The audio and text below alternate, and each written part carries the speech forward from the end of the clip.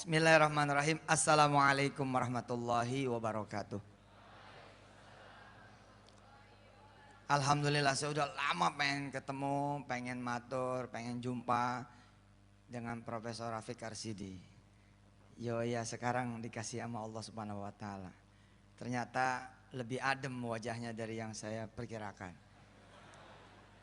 Adem betul, mudah-mudahan insya Allah di tangan beliau bukan cuma UNS seperti yang tertera di deklarasi, tapi seluruh perguruan tinggi di dalam negeri dan di luar negeri. Insya Allah nanti tergabung semua perguruan tinggi di 5 benua di bawah benderanya UNS insya Allah. Amin, mudah-mudahan insya Allah. Ustadz Syihab terima kasih sudah membawa saya kemari, kawan-kawan Deki Solo, Iskarima dan teman-teman mahasiswa mahasiswi. Saya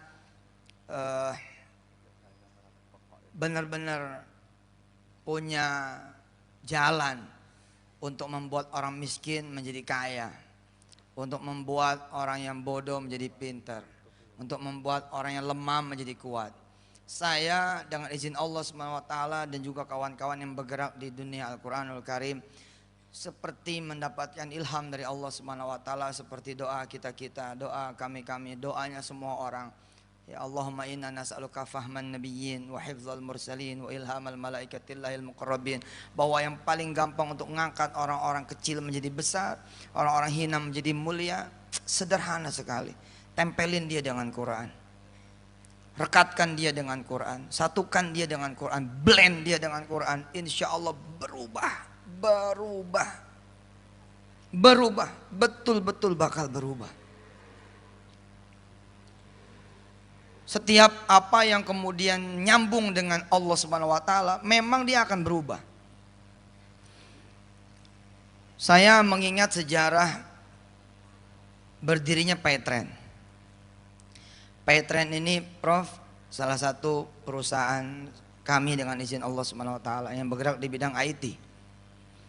Saya tidak menyangka seperti saya lihat tadi daftarnya ada anak-anak mahasiswa kedokteran yang hafiz Quran, ada anak-anak fakultas teknik, ada anak-anak yang dari berbagai latar pendidikan.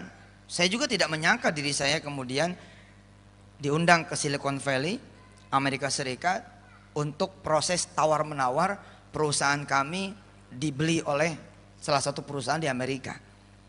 Mereka bukan sedang berhadapan dengan pebisnis, tapi ketika saya berangkat ke sana dan dialog dengan mereka, bicara tentang harga, saya seperti memandang mereka sedang berbicara dengan penghafal Quran. Ketika kemudian mereka 2 kali datang ke Indonesia untuk membeli perusahaan kami Paytrend, dan saya dengar mereka dari mulut mereka sendiri, mereka menawar $10 juta. Kita perusahaan Paytrend, perusahaan payment gateway. Jadi saudara kalau mau beli pulsa, beli listrik, bayar-bayar ini dan itu, kita bayarnya pakai Paytrend. Mudah-mudahan nanti pembayaran UNS bisa pakai Paytrend. Nah, karena mereka pengen masuk ke industri ini, ya, ada Kasyong namanya di Hong Kong. Dia menjadi besar dan punya kemudian bank yang besar sekali, kemudian menjelajah ke berbagai negara bahkan benua, karena awalnya dia main di perusahaan payment, di perusahaan manajemen pembayaran lalu lintas transaksi. Mereka bilang, saya minat dengan perusahaan Anda, kita pengen masuk ke Indonesia lewat perusahaan Anda. Evaluasinya saya dengar dari mereka $10 juta. Saya terkejut bahagia tapi nggak kaget ketika saya mendapati, oh saya ada di dunia itu ya, oh saya ada di dunia ini ya, sesuatu yang sebelumnya saya nggak pernah ngerti, nggak pernah tahu.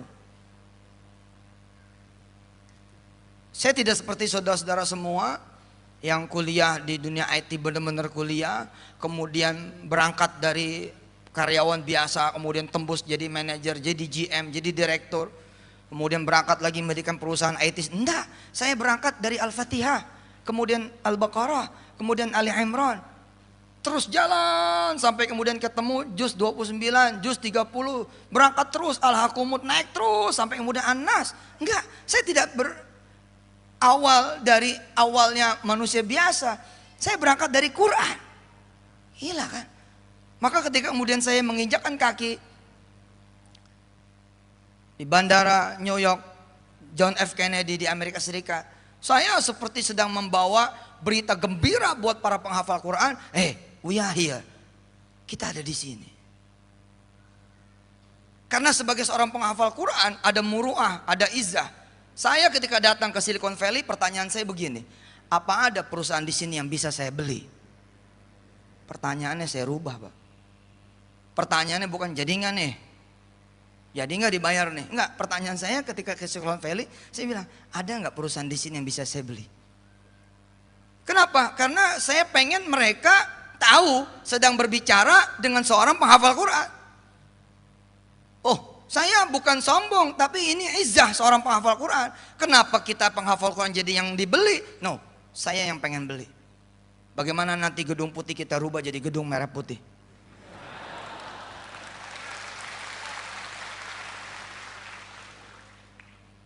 Saya melihat iklan, ngenes, hati saya ngenes.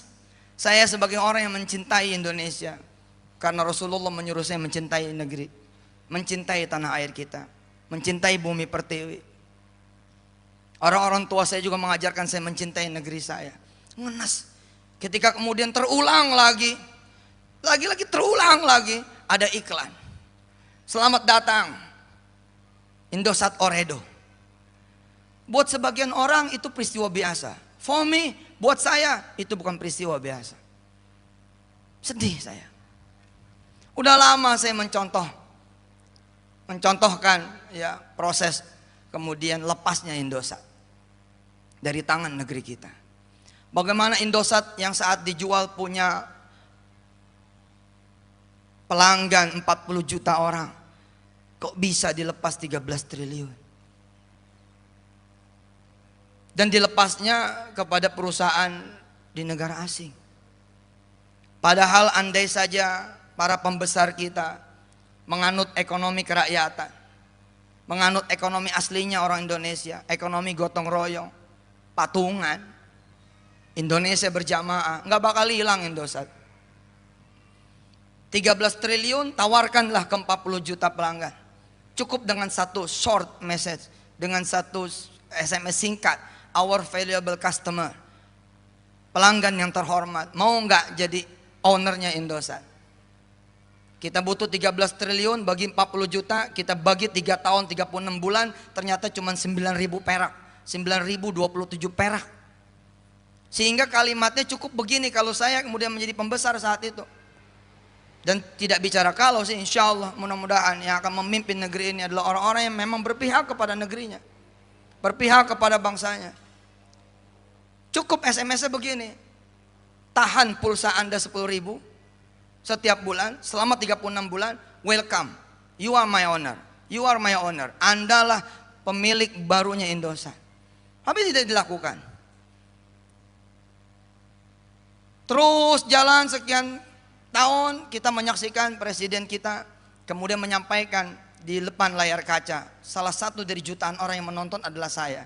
Ketika ada salah satu orang kemudian bicara bagaimana dengan Indosat, dia punya satelit. Kemudian Pak Presiden waktu itu ngomong, kita tidak usah bicara Indosat, Indosat itu 200 triliun terlalu mahal. Saya ingat betul itu. Makanya dengan spirit itu saya alih-alih sudah tinggal bicara time schedule pembayaran 10 juta dolar, saya malah bilang saya mau buka kantor di sini. Saya mau beli salah satu perusahaan di sini. Gimana caranya?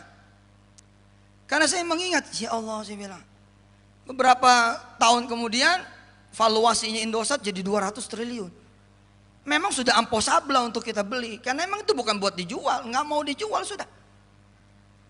Kemudian datanglah iklan terbaru Indosat Ooredoo. Aduh, orang lain tertawa, saya menangis, asli menangis. Beberapa tahun sebelumnya BI merger dengan Maybank, dibeli oleh Maybank. Kalimatnya masih dua, BI Maybank. Tapi beberapa tahun setelah akuisisi, akhirnya kemudian Maybank mengumumkan tidak lagi memakai BI. Ini kalimat belum jadi, Pak, tapi saksikan kebenaran omongan hari ini. Besok ketika dia mengatakan selamat datang Indosat Ooredoo, enggak, itu ada kalimat yang kemudian akan terhapus karena emang bakal dihapus, yakni Selamat Tinggal Indosat. Sama seperti Sony Ericsson.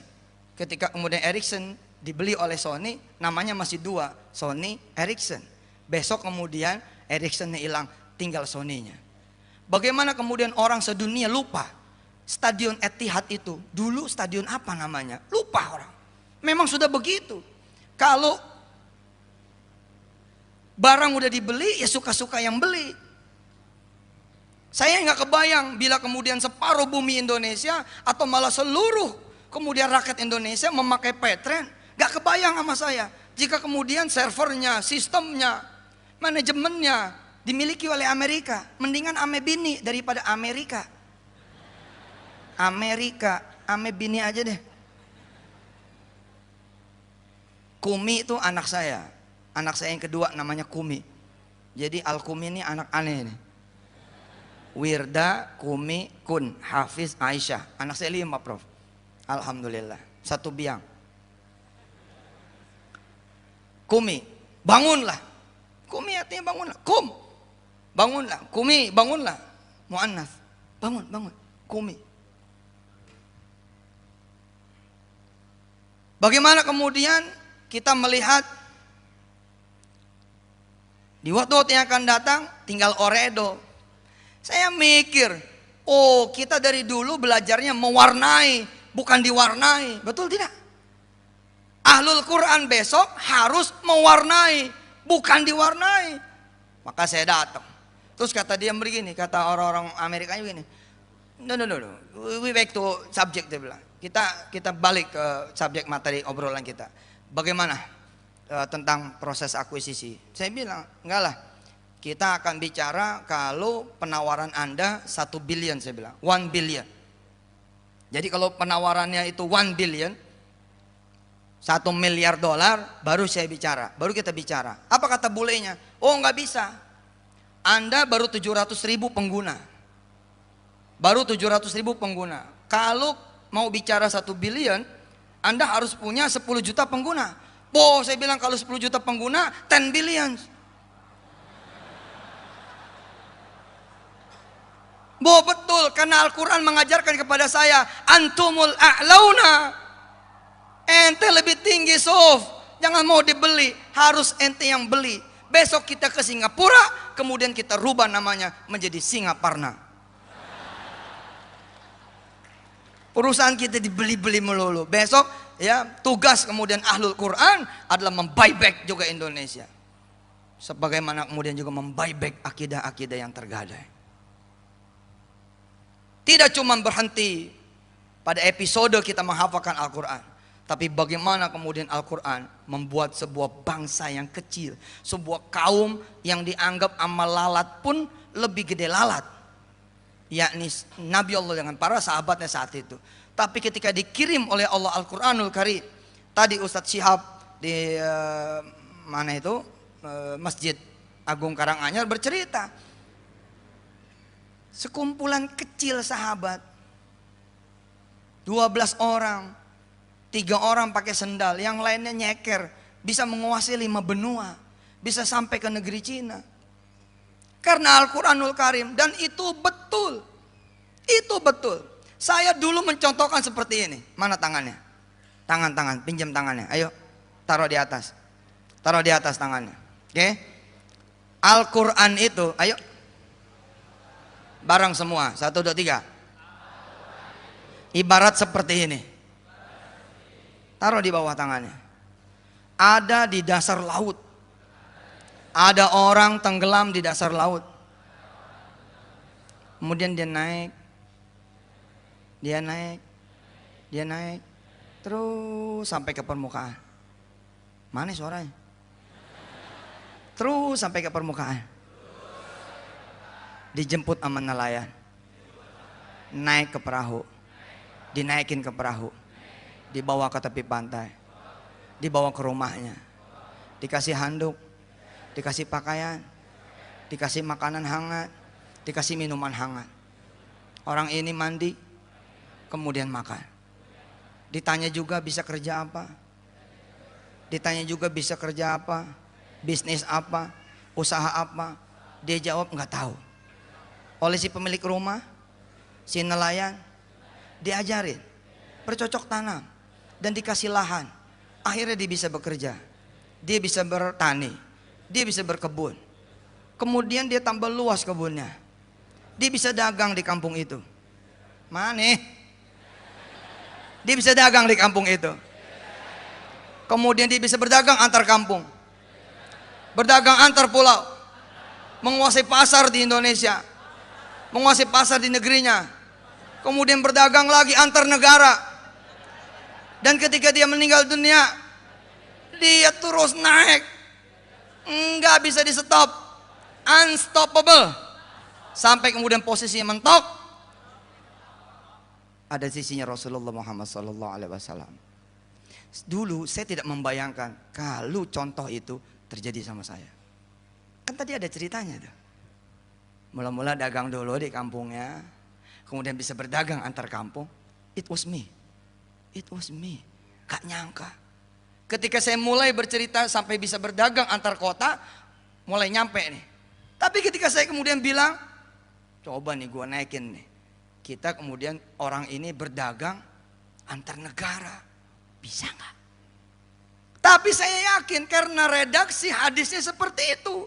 Kalau kita udah nempel sama Quran, maka kita akan diangkat, terus dan tidak pernah berhenti, bahkan ketika kita wafat dan nanti kelak dibangkitkan. Iqra wartaqi. Baca kata Allah, silakan baca. Kamu naik sendiri. Nanti tempat akhirmu, akhir dari manzilatak nanti adalah dari akhir ayat yang takra'uha, dari ayat yang kalian itu nanti baca.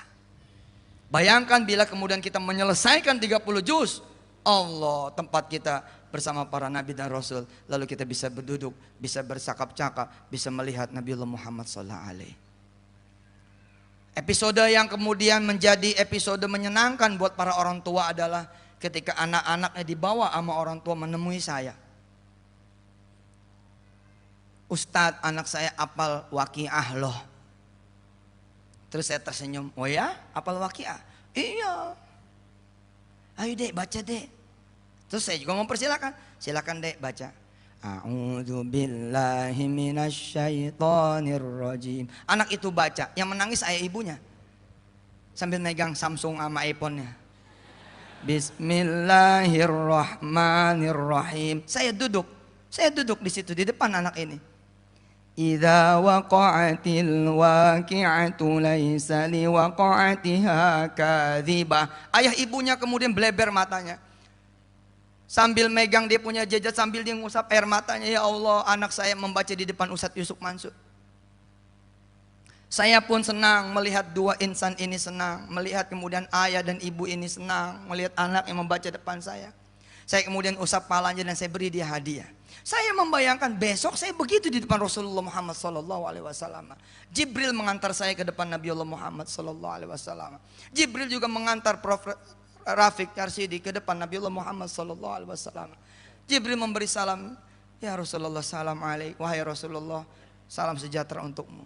Ini Prof. Rafiq Karsidi, kenalin. Rasulullah bilang, udah kenal. Jibril bingung, emang pernah di UNS? Betul, saya membayangkan itu. Puncaknya adalah di mana kemudian orang tua saya ada di samping saya, dan itu yang membuat saya bilang sama santri-santri saya, sampai mati kita harus jaga hafalan Quran kita, sampai kemudian kita betul-betul bukan cuma sekedar pernah ngafal, tapi kita diwafatkan sebagai orang-orang yang memang menghafalkan Al-Quran. Kenapa? Karena momen itu yang paling saya tunggu, di mana Rasulullah kemudian bilang, silakan Yusuf Mansur baca ayat itu sebagaimana dulu Allah menurunkannya kepada Jibril dan Jibril menurunkannya kepada saya. Lalu saya membaca depan Nabiullah Muhammad SAW. Kemudian Nabi bilang, cukup, mari kita sama-sama baca di hadapan Allah Subhanahu Wa Taala. Oh, itu yang membuat saya nggak berhenti. Dan saya pengennya tidak sendiri, saya ngajak yang lain. Saya bilang sama Nabi Allah Muhammad, ya Nabi, itu di belakang ada teman-teman dari Al-Qumi, pengen setoran sama engkau ya Nabi. Satu-satu pada maju, kita berdua, kita bertiga, kita berempat, kita berlima, kita bersepuluh.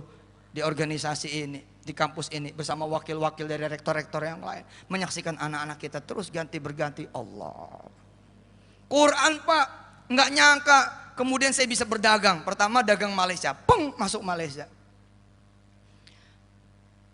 masuk Singapura, kemudian masuk di negara-negara Asia. Kita terbang ke Hong Kong. Biasanya kita masuk Cina ke Indonesia, saya malah masuk dari Indonesia ke Cina. Saya dari dulu bilang, saya demen nih sama si Elon Musk. Demen nih saya sama si Elon Musk. Dari dulu saya bilang, oke, no problem, saya muslim, dia bukan muslim. Tapi saya mencintai dia, saya menyukai dia karena spiritnya.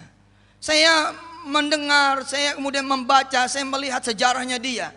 Bagaimana kemudian Elon Musk berangkat kemudian dari Afrika Selatan menundukkan Amerika di usia yang masih sangat belia. Belia. Ketika dia berumur 6 apa 7 tahun, dia bilang sama teman-temannya, "Come ya, sini. Temannya pada datang. Ada apa? Ada apa? Ada yang manggil El, ada yang manggil Elon, ada yang manggil Mus. Ada apa? Kata si Elon Musk, look at the moon. Lihat itu bulan. Elon Musk nanya, menurut Anda semua, menurut teman-teman, is it far? Jauhkah? Atau dekat? Teman-temannya bilang, it's far away, jauh banget. Terus si Elon Musk umur 6-7 tahun bilang begini, no, it's close. Enggak, dekat banget. Look, dia bilang, lihat, see, I can catch the moon. Saya bisa nangkep bulan. Dia giniin tuh tangannya. Terus bulan diginiin, nah, dapat dia bilang. Teman-temannya bilang, gitu mah gue juga bisa. Tapi Elon Musk bilang, I will go to the moon. Saya akan pergi ke bulan. Dan di kemudian hari dia membangun X-Space. Dia orang pertama sipil bukan NASA yang kemudian memberangkatkan sepasang pengantin menikah di luar angkasa. Dia punya PayPal. Wah, karena itu saya bilang, saya punya Paytrade. PayPal kemudian menjadi salah satu alat pembayaran resmi Amerika. Seluruh daratan Amerika pakai PayPal. Dan dia tidak ada Quran. Jadi ketika saya datang ke Amerika, jeder, saya seperti bilang, oh, Elon Musk datang tidak dengan Quran, saya datang dengan Quran. Lalu apa yang kami lakukan? Kami berangkat kemudian ke Texas, kita beli tanah di situ dengan kaum muslimin di sana. 2,1 hektar kita beli di Texas. Texas, bukan di Tawangmangu. Dan apa yang membuat saya bangga? Insya Allah tidak ada kesombongan dan saya bangunkan Anda semua. Saya bisa begitu, bukan karena apa-apa. Saya memegang Quran. Memegang Quran. Seperti doa kita semua. Allahumma arhamna bil Quran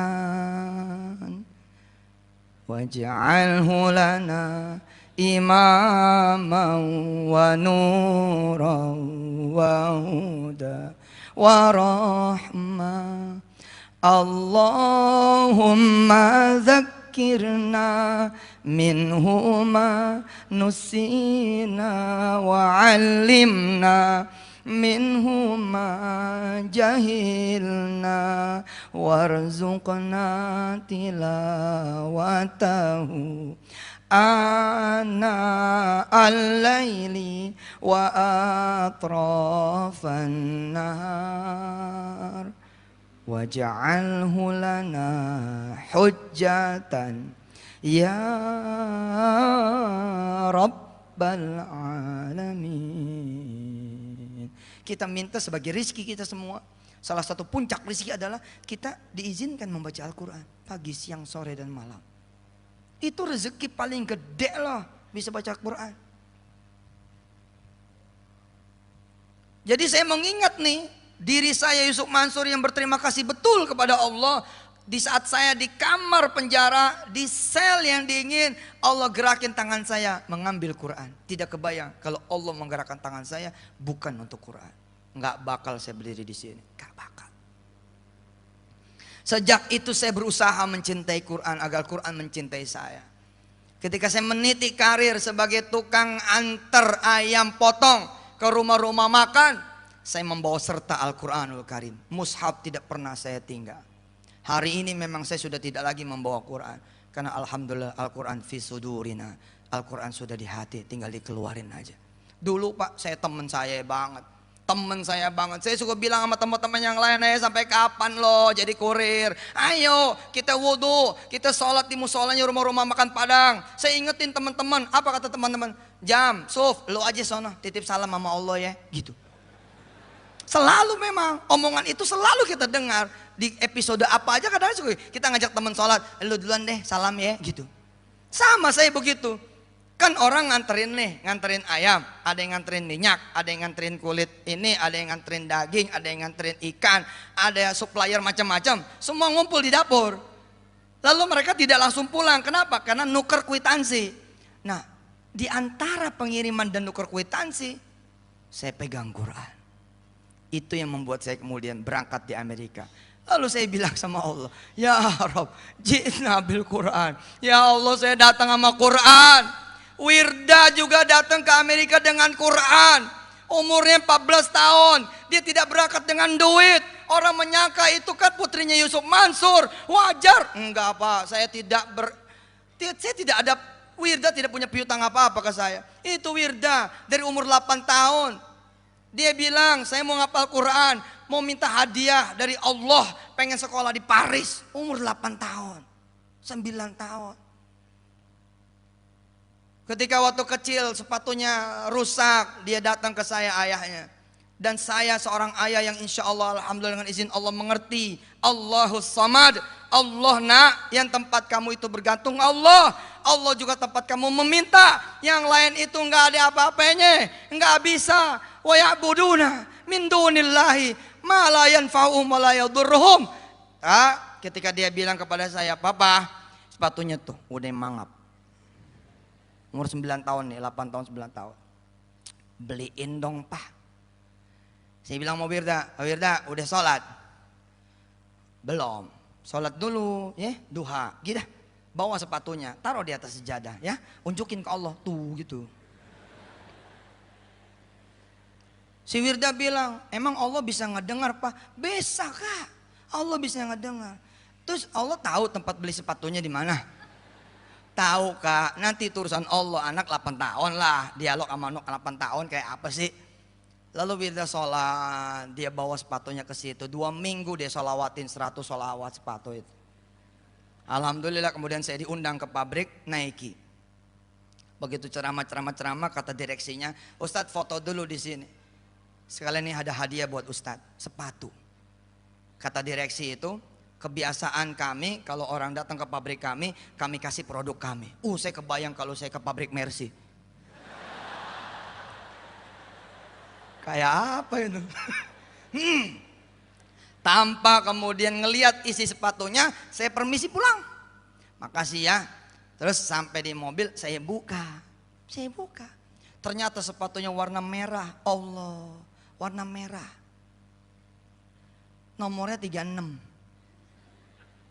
34 atau 35 gitu. Kemudian saya ngomong sama Sariman, Man, ini orang bener-bener nganggap gue kecil ya. Merah lagi sepatunya kayak perempuan gitu. Saya tidak mengingat permintaan Wirda. Dan saya tidak tahu bahwa ini dikirim Allah buat Wirda. Allah. Buat Wirda. Terus kata Sariman, kata panitia, boleh ditukar Ustadz. Jangan.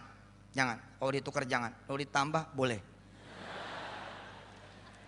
Gitu Prof, ditukar jangan. Nambah boleh. Dan dia pulang. Begitu saya pulang, kebiasaan anak pertama, langsung begitu dia ngeliat saya tuh, papa gitu, dia peluk saya, dia tomprok saya, kemudian dia ngeliat sepatu. Nah, sepatu kakak nih gitu. Saya bilang, bener juga. Ini dialog 2 minggu yang lalu. Terus saya tanya dia, Kak, kamu bener terus baca sholawat, terus bawa sepatu ini ke sholat tua? Terus Pak. Maka ketika dia berumur kemudian 12 tahun, 13 tahun, dia tembak Amerika, dia pasang poster-poster di kamar dia. Ada satu kalimat kecil, Quran will bring me to everywhere, to anywhere. Kalimat dia tuh, Quran akan membawa saya kemanapun, dimanapun. Luar biasa. Alhamdulillah, dia lagi jalanin program. Sekolahnya lompat-lompat, pindah-pindah. Jadi mulai dari New York dulu turunnya, jeder, situ sebulan di New York, pindah kemudian ke Washington DC, pindah lagi terus. Nanti insya Allah seset 50 kota, 50 country, 50 state di Amerika. Wirda selesai pulang dan peninggalan dia adalah rumah tahfiz di seluruh Amerika Serikat. Dan bayangkan saudara, umurnya masih 14 tahun. Apa yang membuat dia seperti itu? Quran, Pak. Quran itu. Quran, betul itu. Anda datang ke orang-orang yang miskin, ajarin dia Quran. Kalau nggak berubah, bohong, pasti berubah. Anda datang ke orang-orang yang sakit, ajarkan Quran kepada dia. Insya Allah penyakitnya lewat. Insya Allah. Ada seorang mahasiswa di ITB, Prof. Di Masjid Salman dia bercerita, Ustadz, saya alhamdulillah dulu pernah OD, hampir mati Ustadz. Tiba-tiba kemudian saya nangis ngelihat Quran. Di samping Quran ada Riyadus Shalihin, dia bilang, bercerita tentang surat Tabarok. Saya tuh nggak tahu gimana, gemeter, saya ambil itu surat Tabarok, saya ambil Quran, saya buka surat Tabarok. Kemudian saya ngaji sebisa-bisanya Ustadz. Ustadz alhamdulillah. Ya mungkin ini teori kedokteran sih, insya Allah ketemu aja jawabannya. Kan dia tidak lagi mikirin OD-nya, dia tidak lagi konsentrasi dan fokus pada penyakitnya. Tapi dia bagaimana caranya, dia bilang, saya pengen mati dalam posisi sudah selesai menghafal Tabarok. Kenapa? Saya nggak mau ditanya tentang dosa-dosa saya. Saya tidak mau kemudian disiksa atas dosa-dosa saya. Kalau kita ngapal Quran, surat Tabarok, insya Allah di dalam kubur nggak ada malaikat yang berani nanya, nggak ada yang berani. Minggir. Ini anak hafal Tabarok. Jangan main-main, jangan bercanda. Guru kami, guru saya dengan gurunya Ustadz Irhamuddin, gurunya Ustadz Syihabuddin, Dr. Aiman Suhaid, dia bercerita, ketika kemudian kita di dalam kubur nanti akan ada pemuda atau pemudi, tergantung siapa yang meninggal dunia nanti, mendatangi kita. Ada sosok manusia yang sangat rupawan atau sangat jelita mendatangi kita. Orang ini bertanya, sudah makan belum? Kita bingung, kok di kuburan ada yang nawarin makan? Udah minum belum? Terus dilihat kasur kita seperti apa. Lalu orang ini bilang, yang sosoknya begitu rupawan, begitu jelita, sebentar akan aku ambilkan makanan, sebentar aku akan ambilkan minuman, sebentar aku akan ambilkan kasur. Makanan, minuman dan kasur yang diambil itu dari surga. Lalu Dr. Aiman Suhaid bilang, manhi, siapa dia? Dia adalah Al-Quran yang kita baca ketika di dunia, menjadi teman kita. Allahu Akbar. Sebaliknya teman-teman kita yang belum dapat hidayah, dia belum sholat, yang nemenin ular sujaul akro. Begitu kita meninggal dunia, jeder, dibangunin. Begitu kita bangun melek, ada ular gede bener begini. Gitu. Terus kita nanya, siapa kamu? Ularnya ketawa, emang kelihatannya apa? Gua ular tahu gitu. Quran. Wirda berangkat dapat beasiswa 720 juta per tahun. Enggak ngurus proposal, enggak nulis surat, enggak minta ke instansi manapun. Bahkan yang memberi visanya wakil dubes. Ada wakil dubes datang. Saya bilang jangan datang, bawa visa sini. Karena males saya ngantrinya. Saya males ngantri. Kan kalau kita bikin visa di Amerika tuh ngantri ya pinggir jalan gitu ya. Negara kita ngantri pinggir jalan. Yang bener aja. Dia datang tuh wakil dubes, diurusin sama dia. Allah, kok bisa begitu? Wih, bisa. Kenapa? Inside him bukan Intel, tapi Quran. Inside him bukan Intel, tapi Quran. Kan ada tuh, tong. Intel inside. Intel inside, prosesor Intel. Kalau ada inside, kalau di inside kemudian itu ada Intel, beres. Cepat, apa kerjanya kuat banget. Nah, ini di dalam ente Quran, di dalam wirda Quran. Ya Allah, luar biasa. Saya nyontoin, itu seperti orang tenggelam. Saya tenggelam, benar-benar tenggelam. Tenggelamnya juga dihimpit batu, gak bisa gerak. Hingga kemudian saya mendengar suara Al-Quran. Quran memanggil-manggil saya, sini, sini, tahun 98. Sini, buka, buka. Itu betul itu, suara itu seperti manggil itu. Saya buka Quran, saya baca Fatihah, saya baca Alif Lam Mim, saya bilang kemana aja saya. Saya hafalin, dapat 4 juz, alhamdulillah. 98 saya keluar. Begitu keluar dari sel, di penjara, saya ngomong sama ayah saya. Ayah, alhamdulillah di dalam sempat hafal 2 bulan itu 4 juz. Ayah saya bilang, bagus, masuk aja lagi. Supaya 30 juz. Weh, 99 masuk lagi. Allah, di situ saya bilang, oke, I believe my destiny. Siap, saya bilang, saya mau percaya takdir saya. Bismillah, jika takdir saya di Quran, ya Allah, uruslah urusanku. Kita tanda tangan tuh sama Allah. Take over problems. Saya ngurusin Quran aja, Allah yang ngurusin masalah saya. Alhamdulillah, 2006 masalah selesai.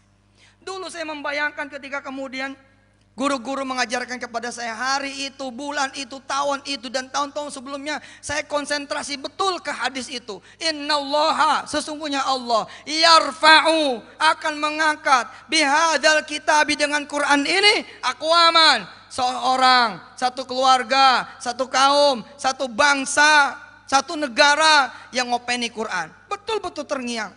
Lagi betul-betul mempelajari, lagi terpesona. Kemudian ditambah lagi dengan kehadiran akhuna Ustadz Syihabuddin dari pesantren Iskarima. Ketika dia sampaikan sambil makan semangka, yang disampaikan hadis yang memang saya sudah terpesona duluan. Saya bertanya kepada Allah, akankah ya Allah engkau mengangkat Yusuf Mansur yang hina ini, yang penuh dengan dosa ini? Akankah engkau mengangkat aku yang tidak punya masa depan ini dengan Quranmu? Aku nggak nyampe pikiranku ya Allah, tapi nggak usah aku pikirin, itu urusanmu ya Allah. Urusanku adalah ngopeni Quran. Betul-betul saya ngopeni Quran. Saya tanya nenek A, nenek B, nenek C. Saya tanya kakek A, kakek B, kakek C. Udah bisa baca Quran belum? Kalau belum, saya datang. Saya datang ke samping tempat tidurnya. Saya bacakan Quran kepada dia yang tidak saya kenal siapa dia. Pokoknya judulnya saya ngopeni Quran. Saya bilang kepada dunia, bila Anda bisa baca-baca, bila Anda bisa apal-apal, bila Anda tidak bisa baca belajar, kalau Anda bisa ngajar-ngajar, apa yang bisa Anda lakukan? Anda bisa beli Quran, belilah Quran dan bagikan. Anda bisa menyediakan kipas anginnya, Anda bisa pasang tikernya, apapun yang Anda lakukan buat Quran, sesungguhnya Anda sedang meninggikan derajat Anda sendiri. Saya membayangkan tuh, saya bilang, kita kayak di bawah nih mah. Ini sekarang di bawah nih mah. Nanti naik, tak, sampai kepada nanti orang ini kemudian bisa berdagang antar negara. Oh, tiba-tiba saya ada di situ, Pak. Subhanallah. Petren sekarang sudah live, sudah punya kantor di sana. Tapi saya milih markasnya bukan di Silicon Valley. Saya milih markasnya di Washington DC. Kita pakai virtual office. Tapi coming soon insya Allah. Saya percaya banget. Bahkan kita mau beli itu namanya Real Madrid. Kita mau beli. Real Madrid kita mau beli. Kita mau rubah jadi Real Masjid.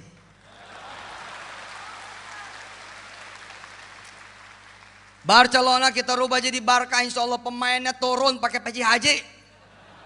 Messi lu pakai peci haji sono. Messi bilang kenapa? Why? Bukan why, gue ownernya pakai. Itu yang terjadi ketika Anda berjilbab kerja sama seseorang yang mengatakan pakai ini topi Natal. Anda nggak bisa ngomong apa-apa. Saya juga nggak bisa ngomong apa-apa. Gak bisa Pak. Ya sudah, makanya warnai, beli, jangan jadi yang dibeli. Beli. Dan izin, apa? Udah mau sholat Jumat, nggak ada sholat Jumat. Oh iya, oke. Gak bisa Pak. Anda yang harus jadi pemimpin. Maka ketika pemimpin ketemu seperti Prof. Rafiq, kayak begini, Masya Allah, Alhamdulillah, dia pimpin.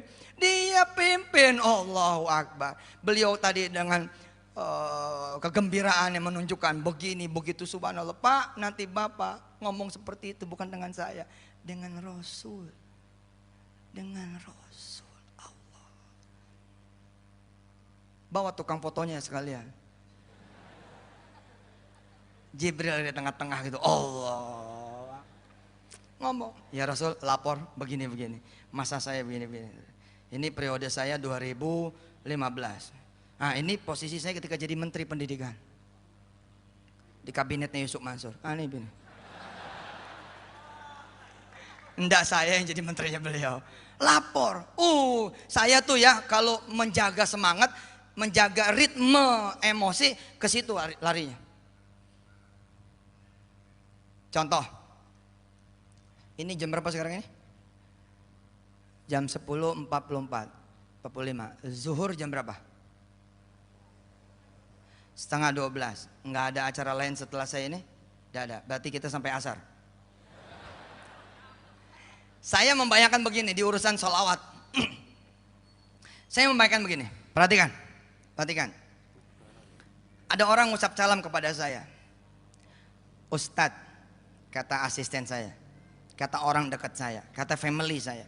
Ustadz, ada salam. Dari siapa? Dari Pak Parmin. Nama Pak Parmin mulai nih, ada di telinga saya. Pak Parmin. Pak Parmin mana? Solo. Oh ya, salam balik. Nih salah satu yang membuat saya mencintai sholawat. Pokoknya kalau nggak Quran, sholawat. Nggak Quran, sholawat. Nggak Quran, sholawat. Nih kayak begini. Jadi bawahnya saya panjangin sampai ke nanti negeri akhir. Teman saya, asisten saya, orang dekat saya, keluarga saya datang lagi. Ustadz, ada salam lagi. Dari siapa? Pak Parmin. Parmin mana? Yang Solo. Udah mulai kan ada namanya. Iya, yang Solo. Salam balik ya. Dilala Pak, tiap malam Jumat kirim salam tuh sama saya. Parmin. Setahun penuh nama itu akrab sama saya. Parmin. Itu asisten saya baru ngomong dong, Ustadz Parmin ya gitu. Saking seringnya memberi salam kepada saya. Hingga kemudian ada hari pertemuan, ada hari gathering, ada event, ada majelis, di mana kemudian orang-orang dari berbagai Nusantara punya daerah datang ke majelis saya. Saat itu kemudian teman saya, asisten saya, sekretaris saya, orang dekat saya, keluarga saya mengatakan begini, Ustadz, Pak Parmin ada di sini loh. Apakah saya sebagai orang yang menerima salam terus dari dia tidak begini nih posisinya? Mana? Di mana Parmin? Ada di mana? Mana ya? Oh, di belakang Pak Ustadz. Kita turun. Saya turun ke bawah. Bang, terus sampai ke posisi tiang. Kemudian saya jemput dia. Assalamualaikum Pak Parmin. Wah, Ustadz. Pak, kita ke panggung. Coba, sini aja Pak. Udah ke panggung. Saya kemudian muliakan beliau karena sering ngasih salam. Apalagi salamnya nggak kosong. Apalagi salamnya tidak salam kosong. Contoh, Pak Ustadz hari pertama nih ada salam. Dari siapa?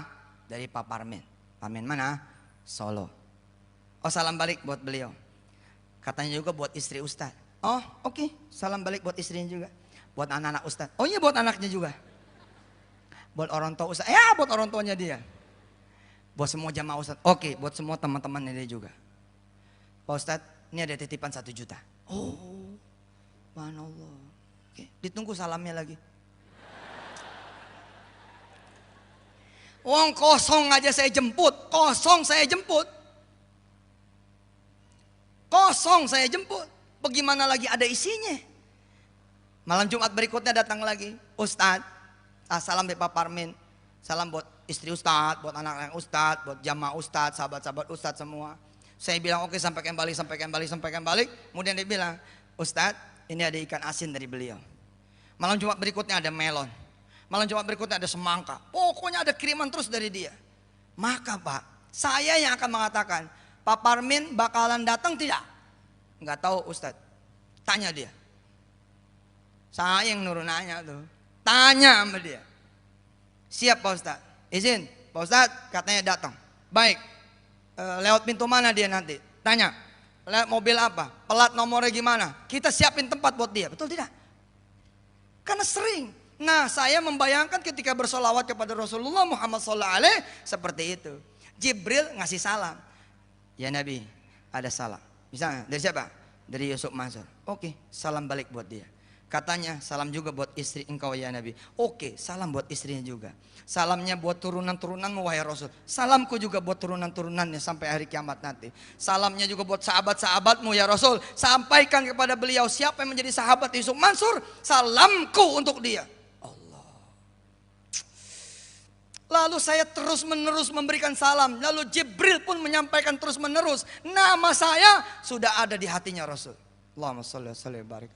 Nama saya, nama kita semua udah ada di hatinya Rasul. Di catatan saya nggak bohong. Hari ini Prof. Rafiq Karsidi sudah ada catatannya di Allah, di Rasulnya, dan para malaikat-malaikat pembawa Al-Quranul Karim. Wal mursalat, al-mursalat. Lihat cek dari ayat 1 sampai dengan 5. Semua malaikat-malaikat yang membawa wahyunya mengenal para Rafiq Karsidi dan semua teman-teman Al-Qumi dan siapapun yang berkhidmat dengan Al-Quran. Saya tidak salam kosong. Saya membawa duha untuk Rasulullah. Saya membawa tahajud untuk Rasulullah. Itulah duit, itulah semangka, itulah melon. Berwarna. Saya mencintai sholat-sholat sunnah. Saya mencintai ibadah-ibadah sunnah. Kenapa? Karena saya ingin menunjukkan kepada Rasulullah. Ya Rasulullah, aku mencintaimu. Maka kalau saya salam kosong di padang mahsyar, Jibril akan menyampaikan begini kepada Rasulullah. Ya Muhammad, labbaik ya Jibril. Masih ingat yang namanya Yusuf Mansur? Ingat ya Jibril. Dia ada di sini dan lagi susah. Kira-kira Rasulullah yang sering mendengar salam dari saya, apakah akan membiarkan Parmin ada di luar bermandikan matahari sengatan? Enggak, apa nggak mungkin Pak. Saya akan jemput. Begitu juga Allah menyuruh Rasulnya, ya Muhammad, orang yang senantiasa memberi salam kepadamu ada di sini. Dia membutuhkan syafaatmu. Jemput. Allah, Allah, Allah.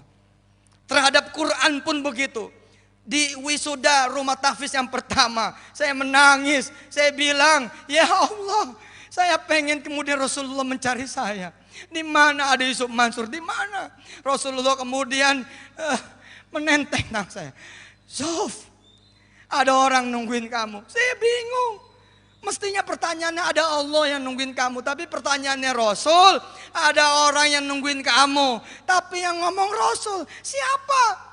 Saya kemudian dengan bangganya ditarik oleh Rasul. Saya pun bangga karena yang narik adalah Rasul. Keluar dari kerumunan kesulitan saya. Menyeruak. Kemudian keluar, ternyata di sana udah ada ibu saya. Ini yang membuat saya stabil stamina saya di Quran. Insya Allah mudah tidak pernah berubah, amin. Apa kata Rasulullah? Sof, ini ibu kamu.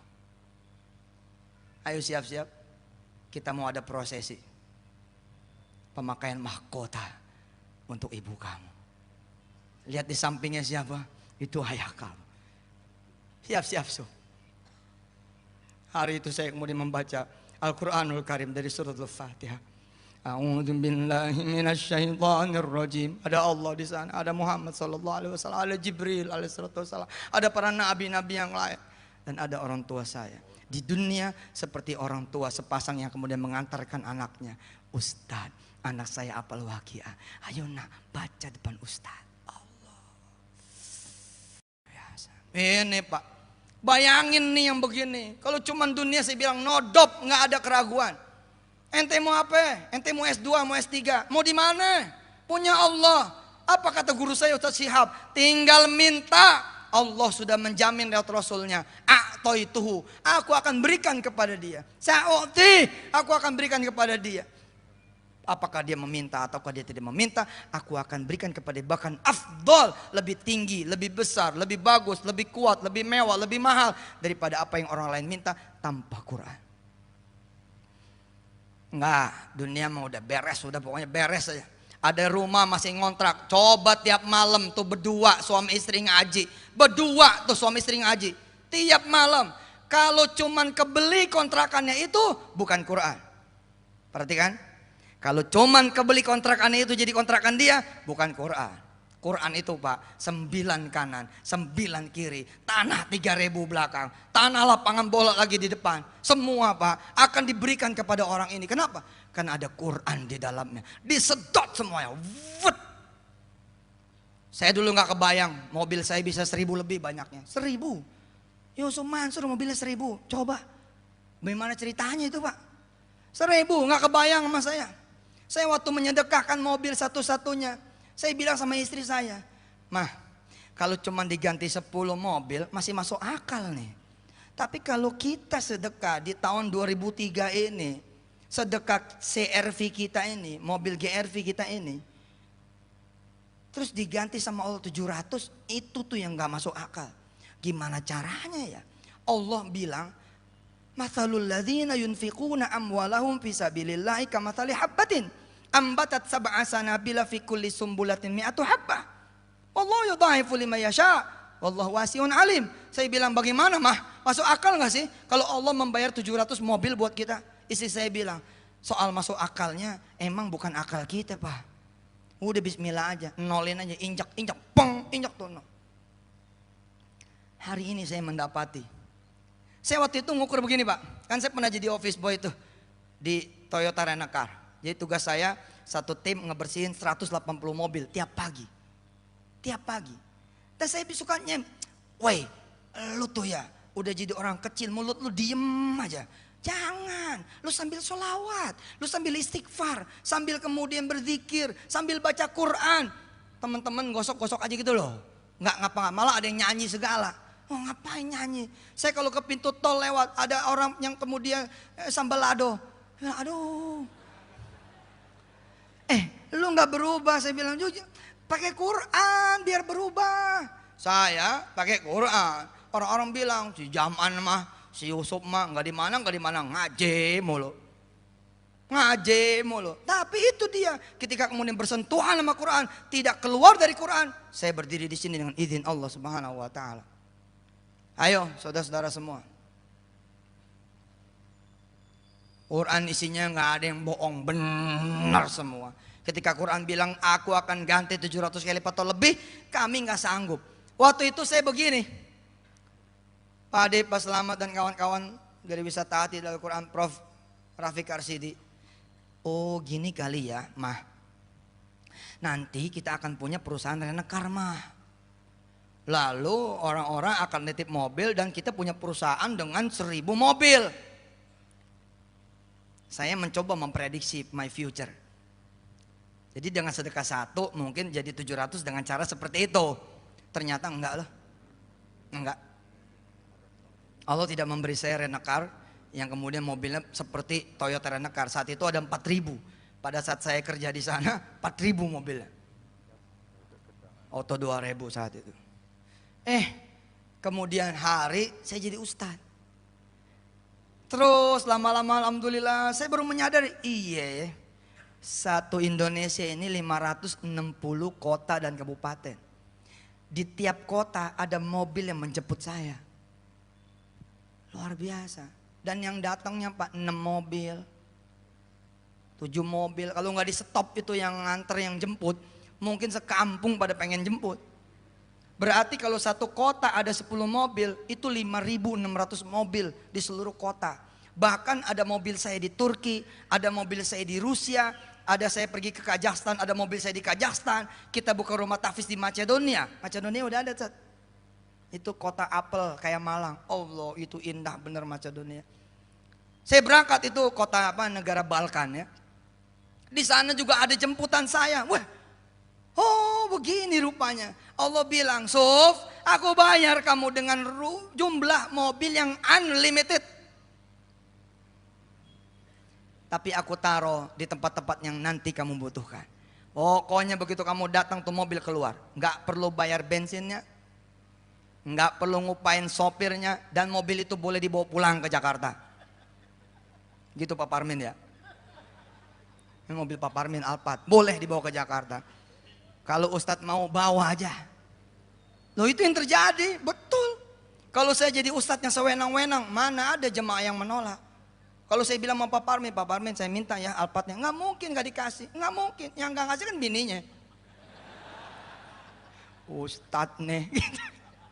Allah yang punya semuanya, betul itu. Gak kebayang sama saya. Maka kalau Anda ini orang yang tidak bisa bayaran SPP, lalu kemudian saudara ngapalin Quran dan bisa bayar, belum Quran itu mah. belum Quran. Mana ada istimewanya? Nggak istimewa. Yang istimewa mah di kemudian hari Anda punya sendiri universitasnya dengan nama Anda sendiri. Itu yang luar biasa. Tukang nasi goreng sambil kemudian dia masak nasi goreng, sambil dia ngaji ayat apa yang dia hafalin. Besok dia akan punya 100 cabang nasi goreng. Mas Jody dan Mbak Anik warung stick and shake. Ya. Bagaimana kemudian sebelum dia kenal Quran, berapa jumlah cabangnya? 20, Pak. Begitu kenal Quran, ada 150 outlet. Baik itu warung stick and shake-nya, kemudian bebek selamat dan yang enggak selamat. Ada bebek selamat, ada bebek yang enggak selamat. Ya. Terus ada icon, ada yang lain-lain. Apa kata Mas Jody sama saya? Sekarang saya udah tahu cara gampang ngembangin Quran, gitu katanya. Gimana? Gimana caranya? Asal mau. Terus saya sekarang udah tahu juga caranya ngembangin usaha. Gimana caranya? Ngembangin Quran, gitu. Jadi kalau ditanya sama Mas Jody, kalau ditanya ke Mas Jody, apa kiat-kiat Anda ngembangin Quran? Ya gampang. Asal Allah mau aja, insya Allah lah itu ada jalan. Terus apa kiat-kiat Anda untuk mengembangkan usaha Anda? Ngembangin Quran, gitu. Simple, the simple word, simple sekali. Jadi kalau ditanya kerjaan Anda apa Pak Jody? Kerjaan saya ngopeni Quran, gitu. Ngopeni Quran. Wah, pokoknya keren dah. Insya Allah besok mahasiswa-mahasiswi sini, masya Allah, insya Allah. Begitu nanti saya berangkat jeder makan di warung sate gitu ya. Ini ente mahasiswa toh? Siapa namanya? Ini depan. Ini depan. Ya. Hah? Wisnu, nanti ada sate Wisnu. Fakultas apa panjenengan? Hukum. Anak fakultas hukum buka sate Wisnu. Nanti ada tuh sate Wisnu. Saya datang ke situ sama Ustadz Syihab, sama Ustadz Irham, sama Haji Adib, sama teman-teman, sama Prof. Begitu datang, keluar nih Wisnu. Pak Ustadz, kenal saya enggak? Enggak. Siapa? WNS. Wah, ini punya ente? Iya Pak Ustadz. Ini cabang yang ke-78 Pak Ustadz. Satu cabang berapa omsetnya? Ya antara 30-40 lah. Untungnya berapa? Ya bersih-bersih 15 lah, 10% dah. Berarti bersih 3 juta. Wow, 4 juta. Wow. Yeah. Berapa tadi cabangnya? 78. Wow. Betul itu. Jadi 250 jutaan sehari. Iya Pak Ustadz. Apa rahasianya? Rahasianya Ustadz. Ayo mari kita lihat. Mari kita lihat. Kemudian saya ditenteng tuh sama beliau ke dapur. Saya ditenteng ke dapur, ke kitchennya, ke tempat masaknya itu sate. Ternyata semua orang di dapurnya penghafal Quran. Penghafal Quran. Jadi sambil ngebakar sate sambil ngapalin Quran. Bagaimana nggak berkembang? Gimana nggak berkembang? Thumma anzala alaikum min ba'dil ghammi amanatan nu'asa yaksha ta'ifatan minkum. Apa kata Wisnu? Ustadz jajalin sate aneh. Beda Ustadz, ini sampai tusukannya empuk.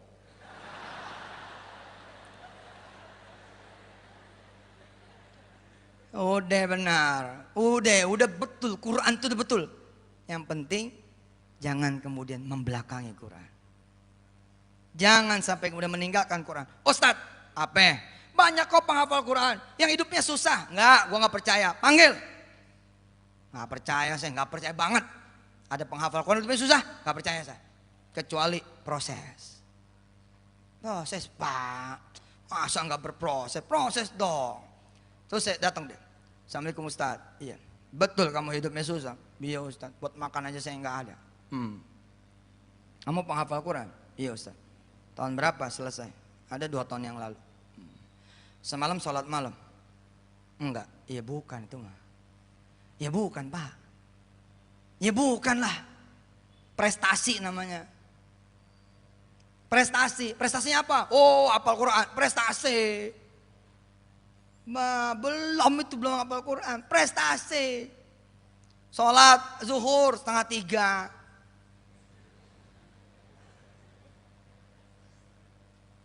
Saya datang sama Agim ke satu masjid. Mau sholat asar tepat waktu. Begitu datang kecewa kami berdua. Orang sudah berjamaah. Aduh, udah tahiyat akhir. Wah, saya bilang sama A, kita langsung masuk ke rombongan ini atau nunggu mereka salam? Kata A, tunggu sebentar. Salam nih orang. Saya pengen sholat asar nih sama A. Assalamualaikum warahmatullahi wabarakatuh. Assalamualaikum warahmatullahi wabarakatuh. Terus keluar orang ini tanpa berdoa. Ngelihat saya sama A, Ustaz, A, cium tangan. Terus kita tanya, emang udah azan asar? Oh enggak, tadi sholat zuhur. Luar biasa, sholat zuhur. Anda betul penghafal Quran? Betul. Terus gimana? Wah susah, masa saya jadi penghafal Quran. Akhirnya Allah tempatkan saya menjadi tukang tarik delman. Yang benar nih Allah. Oh nggak percaya saya tuh, nggak percaya. Udah berapa lama jadi tukang tarik delman? 7 tahun. Terus sholat berjamaah nggak? Enggak. Ya gimana?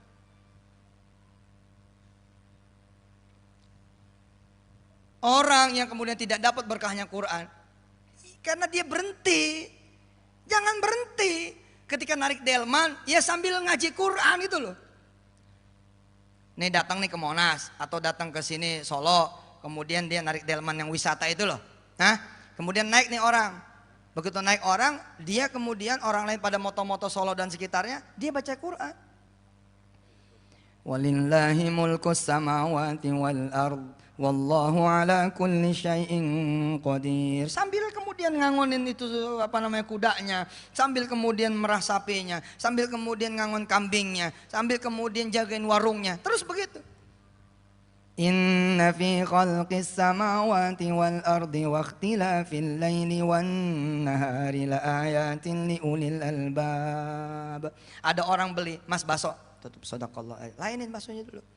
Selesai lainin baksonya. Berangkat lagi.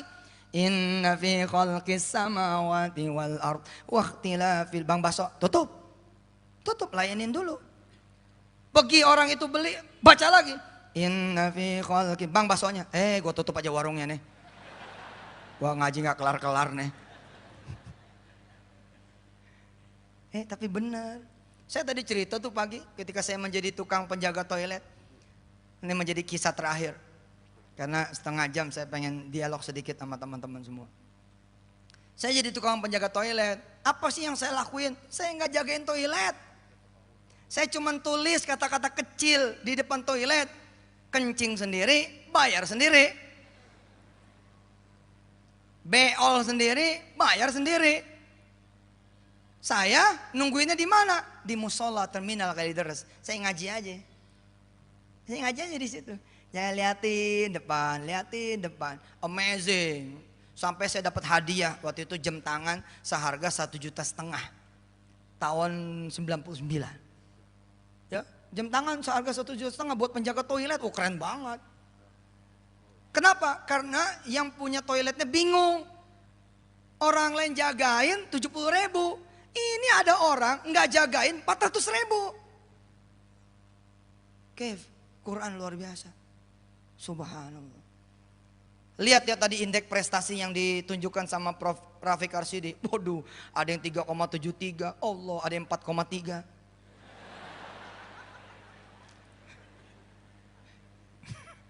Dua orang. Oh, 373. Fakultas apa Prof tadi? Yang 373 itu. Kedokteran. Allah. Begitu ada orang bunting pengen melahirkan, nggak pakai di anestesi. Dia panggil perawatnya, bacain surah Maryam. Bacain surah Maryam, perawat duduk, suaminya disuruh duduk, dengerin. Kaf ha ya ain sad. Itu bayi di dalam pengen keluar. Pengen dengerin dari luar. Hebat loh. Orang datang dibacain Quran. Allah, saya aja sakit nih. Saya kalau sakit nih, saya panggil santri-santri itu. Santri masuk ke kamar saya, kemudian pada duduk, pada bacain Quran. Allah adem. Kumi ya, nomor 2 tuh anak Kumi. Tuh nurunin wirda. Kalau saya pusing tuh, diambil wudhu. Kemudian dia datang, dibacain tuh. Dipegang tuh kepala saya. Papa, mudah-mudahan papa sehat ya. A'udzu billahi minasyaitonir rajim. Allah. Ar-Rahmanu 'allamal Qur'ana khalaqal insana 'allamahul bayan. Ayah siapa yang enggak baik digituin? Dipegang sama anaknya Allah, apalagi dipegang sama bininya, Masya Allah. Sehat dah, nggak jadi sakit. Bangun dah, kita bangun semua udah dipegang sama istri mah. Alhamdulillah. Emang ngerti lu tawa-tawa aja. Udah ketawa aja. Pengen jodoh, udah open Quran, nanti jodoh dihadirkan oleh Allah. Nggak perlu nulis-nulis di jilbab, call me please, nggak perlu. Tolong telepon saya, ngapain? Ntar Allah yang pilihkan. Allah, insya Allah ada laki-laki yang tersembunyi pandangannya dari pandangan orang lain. Yang tersembunyi tangannya tidak pernah memegang tangan orang lain. Dia yang akan diperkenalkan Allah kepada anda para bidadari surga. Nanti ketika kemudian menikah, niatkan untuk menjadi sepasang suami istri yang kemudian memiliki anak-anak penghafal Quran sebelum usia 7 tahun. Keren. Keren itu. Insya Allah mudah-mudahan. Keren. Yang laki-laki juga begitu. Dah insya Allah lah. Bahkan saudara bisa kok beroperasi ya. Saudara cari saudara-saudara yang susah. Itu saya lakukan. Saya datang Ustadz Siap ke teman-teman saya zaman dulu. Ke saudara-saudara saya. Saya bilang, utang lu berapa? Gitu. Oh kenapa mau bayarin ya gitu? Enggak, gue mau ngajarin lu Quran. Apa hubungannya bayar utang sama Quran? Ada. Begitu gue selesai ngajarin lu Quran, lu doa supaya utang lu lunas. Insya Allah utang lu lunas. Betul. Semua yang percaya pada episode tahun 98, 99 sampai 2006 success story semua. Nggak ada yang fail, nggak ada yang gagal. Ayo ciptain generasi baru di mana nanti anda akan berangkat ya pergi ke Polandia. Ngapain? Sana anda ekspor batok kelapa. Batok kelapa tuh diekspor ke Polandia. Luar biasa itu. Anda berangkat ke Polandia sambil terima pembayaran, tanda tangan sambil anda buka rumah tahfiz di sana. Anda berangkat ke Belanda, anda nanti S3 di Jerman barangkali, anda nanti S2 barangkali di Belgia atau di Norwegia sana. Atau ada yang kemudian keliling Eropa. Setiap jejak kamu melangkah dimanapun, anda buka perusahaan. Di mana di perusahaan itu anda bilang, kalian hafalin Quran 1 hari 1 ayat. Mudah-mudahan suatu saat saya diundang oleh anda semua. Meresmikan gedung bikinan anda. Anda membuat gedung, 4.000 karyawan anda duduk khataman Quran. Lalu saya dengan Prof Karsidi datang, Prof Rafiq datang. Ini katanya hafal khataman Quran. Kok nggak pada megang Quran? Gitu. Ini ada alumni UNS nih dan alumni kemudian PT-PTN yang tergabung di Alkumi. Satu orang bikin gedung 30 lantai. Agenda pembukaannya hari Senin. Salah satu agendanya khataman Quran. Datang nih saya dengan Prof Karsidi. Sebagai alma mater saya kan pernah di UNS nih sekarang, berarti kan alma mater nih.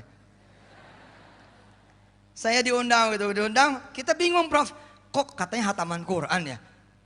Tapi kok nggak pada megang Quran ya? Qurannya mana? Dengan bangganya, jebolan UNS, anggota dari Alkumi mengatakan 4.000 karyawan kami semuanya 30 juz. Allah, nggak perlu khataman Quran pakai buka Quran, 30 juz. Begitu jam 12 siang tidak ada hidangan apapun. Tidak ada makanan, tidak ada minuman. Saya nanya sama Prof Karsidi, ini peresmian gedung kok gak ada makanan? Iya, sebab kami semua berpuasa. Oh nasib. Datang ke perusahaan kayak begini.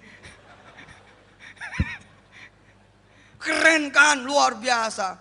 Besok insya Allah Anda akan saksikan. 737-800 akan mendarat di Indonesia. Dan pilot yang pertama kali menerbangkan adalah seorang hafizul Quran. Insya Allah. Jadi saya udah tawar. Saya udah berangkat ke Boeing. Udah berangkat Pak, saya ke Boeing.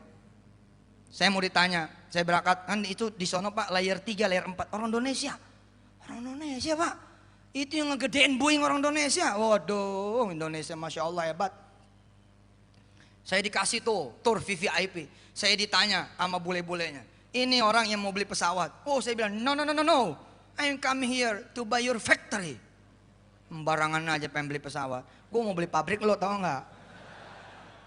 Enggak, saya orangnya emang suka begitu. Demen aja begitu tuh. Jadi pesawat apa yang Anda mau beli? Enggak, saya mau beli pabriknya. Dia bilang impossible, nggak mungkin. Saya bilang jangan bilang nggak mungkin, lu gua aduin sama Tuhan gua loh. Kun fayakun, tahu nggak lo? Tapi bule-bule itu bener loh. Saya itu nggak usah ada tanya jawab lah ya, 15 menit lagi juga. Saya tuh pernah kan mau beli pesawat tuh dulu tuh ya, tahun berapa itu, patungan usaha. Kita bikin surat Pak ke Embraer. Embraer nolak, Pak Adib, Embraer nolak. Kata Embraer begini, emang siapa itu Yusuf Mansur gitu, pengen beli pesawat segala gitu. Prim Air, saya lewat PT namanya Prim Air. Prim Air lapor ke saya, Pak Ustadz, Embraer nggak mau ngobrol sama kita. Kenapa? Karena Pak Ustadz tidak ada track record di industri pesawat terbang. Begini aja Pak Ustadz, Pak Ustadz masuk aja deh ke jajaran komisaris kami, gitu. Jadi Pak Ustadz masuk ke jajaran komisaris Prim Air, kemudian nanti kita bikin surat lagi ke sana bahwa Anda berbicara dengan komisaris kami. Saya bilang sama dia, enggak, ini bukan cara gua. Udah, gua yang balas suratnya. Jadi dia pengen tahu dulu siapa saya. Suratnya saya balas Pak, tulisan tangan. If you wanna know about me, just googling. Saya bilang itu benar, itu terjadi tuh Pak. Saya bilang kalau Anda pengen tahu siapa saya, Google aja Yusuf Mansur, you will find out nanti who is he, who is me. Saya bilang siapa, who am I, Anda bakal tahu siapa saya. Udah buka. Di luar dugaan, bule-bulenya bilang, wow, amazing, he is famous. Baru tahu. Tadi nanya siapa lo katanya. Datang tuh bule-bule, dia bilang ayo kita makan malam di Hyatt. Wah keren. Saya tuh Pak, saya Ustadz, kalau duduk kayak begitu tuh, saya tidak memposisikan, demi Allah, saya tidak memposisikan sebagai seorang pebisnis. No, saya lagi memposisikan sebagai seorang penghafal Quran. Jadi duduk nih di Hyatt, Bang, perwakilan dia, ada direktur Asia Pasifik, kemudian duduk didampingin manajer, kemudian lokalnya bla bla bla, ngobrol sama saya.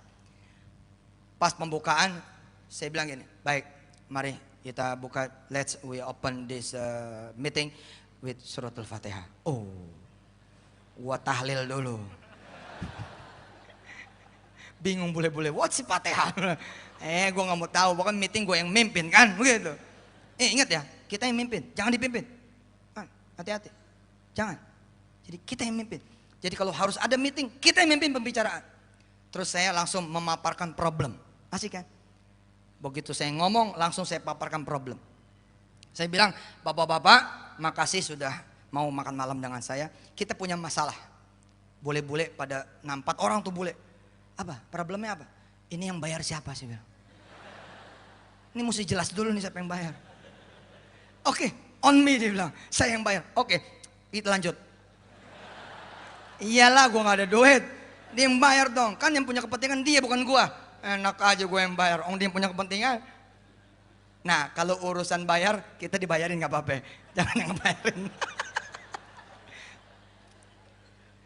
Insya Allah nanti akan ada rumah sakit, dari mulai security-nya sampai kemudian kepala rumah sakitnya, semua hafiz dan hafizah. Allah, keren. Begitu ada orang loading barang, security masuk. Mau ngantar apa Pak? Mau ngantar obat. Sudah hafal Ali Imran? Belum Pak, hafalin dulu baru masuk. Berat Pak Ali Imran. Nah bisa, ayo ikutin saya. Alif Lam Mim. Supir truk barang ngaji Alif Lam Mim. Oke masuk, itu sudah Ali Imran ayat 1. Oke. Kamu 100 kali nganter barang kemari, 100 ayat. Jadi siapa suppliernya rumah sakit kami? Adalah supplier yang hafiz Quran juga. Allah. Insya Allah bakal kejadian. Nanti begitu dilantik, tidak ada Quran di atas presiden yang dilantik. Nggak ada. Habis kata yang ngelantik, dia hafal ngapain pakai Quran? Itu kan yang dilantik pakai Quran, yang kagak hafal Quran. Lah kalau presidennya udah hafal Quran, iya buat apa? Kata yang ngelantik dia hafal, tempel begini aja. Insya Allah. PR masih panjang, tapi Allah akan menemani kita. Amin.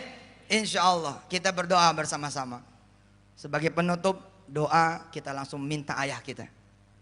Doa, kita langsung minta pemimpin kita. Doa, kita langsung minta Prof. Rafiq Karsidi agar kita semua yang menjadi anak-anaknya. Saya juga termasuk anak, insya Allah.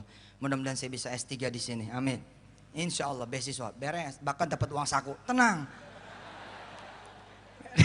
Saya lagi selesai S2 Pak, ekonomi syariah. Doain nih, mudah-mudahan bisa selesai. Nah saya bilang, jadi pengusaha balik kampus, balik. Nggak bener itu, yang bener aja. Ayo kita berhenti sekolah, kita berhenti dari. Nggak bener, nutut ilmu tiba ada kok nyuruh-nyuruh berhenti. Saya termasuk motivator yang tidak bersepakat agar Anda menjadi pengusaha lalu meninggalkan kampus. Enggak, karena itu saya contohkan, ayo kuliah lagi. Ayo belajar lagi, ayo kemudian S2, ayo S3. Kalau perlu sekarang S5 Note sama S6 Edge Samsung ya. Orang baru S3 gitu udah S5.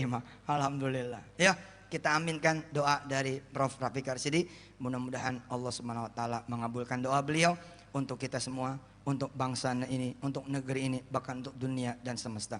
Kepada beliau saya persilakan, kami persilakan, saya cukupkan akhirul kalam. Hadanallahu wa iyyakum ajma'in. Tsumma assalamualaikum warahmatullahi wabarakatuh. Saya. Terima kasih. Insyaallah barokah.